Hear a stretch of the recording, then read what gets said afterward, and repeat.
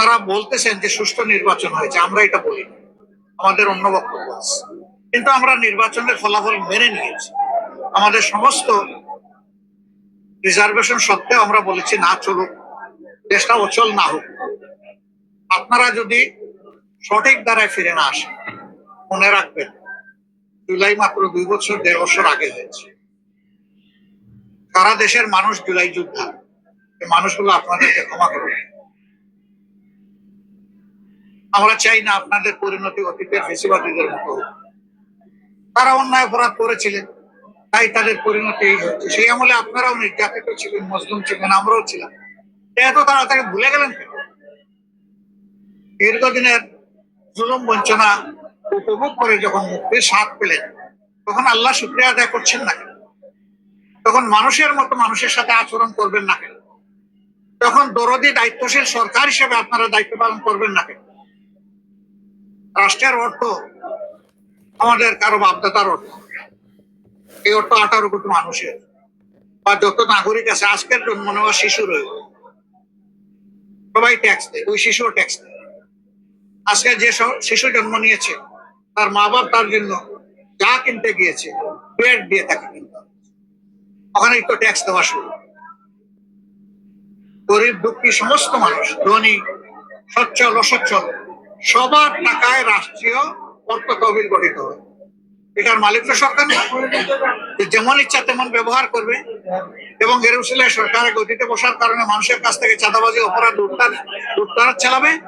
এই জন্য মানুষ তো কোনো সরকার দেখতে চায় না।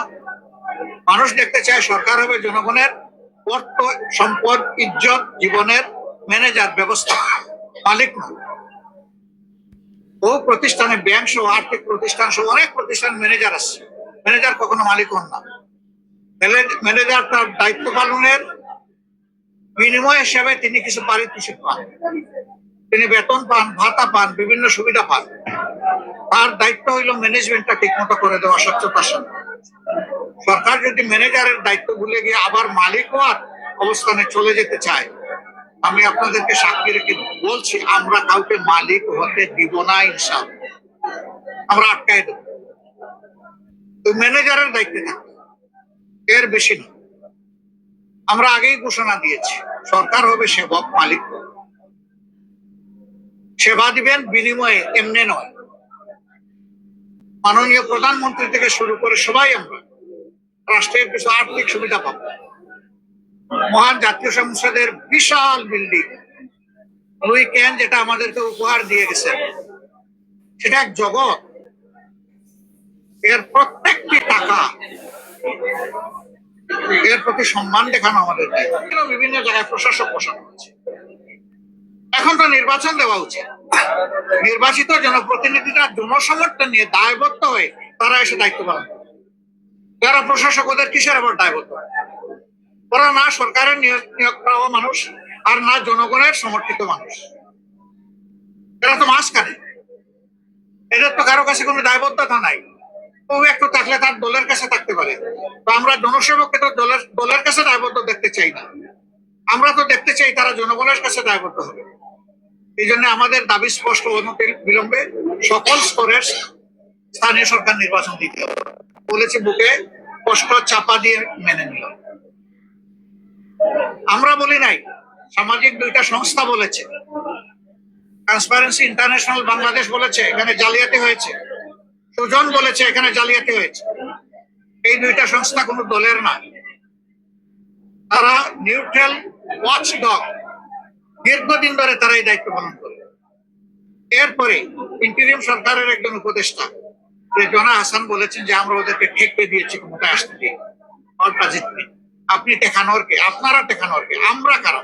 আপনার সাথে আর কোন দুর্বৃত্তরা আছে এই কাজ করেছে? যাতে একদিন বের করে আনবেন।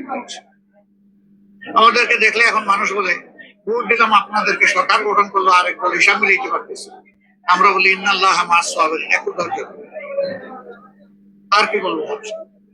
মানুষকে কৃতজ্ঞতা আদায় করি আর ধৈর্য ধরার কথা বলি। তো অনেকে বলে আর কত ধৈর্য ধরবো, জীবন গেল, রক্ত গেল, এখন আরো কত ধৈর্য ধরবো? Up to last limit. এর মাঝেই পরিবর্তন হয়ে যাবে ইনশাআল্লাহ। আমরা সেই পরিবর্তনের বাংলাদেশের অপেক্ষায় আছি। আমরা জুলাই সনদ বাস্তবায়নের অপেক্ষায় আছি। আমরা লোকাল গভর্নমেন্ট ইলেকশন ফেয়ারলি দেখার অপেক্ষায় আছি এবং আপনাদের সবাইকে নিয়েই আমরা এই দেশ করার অপেক্ষায় আছি। আপনাদের মাধ্যমে দেশবাসীকেও আমরা আমাদের এই বক্তব্য পৌঁছে দিলাম।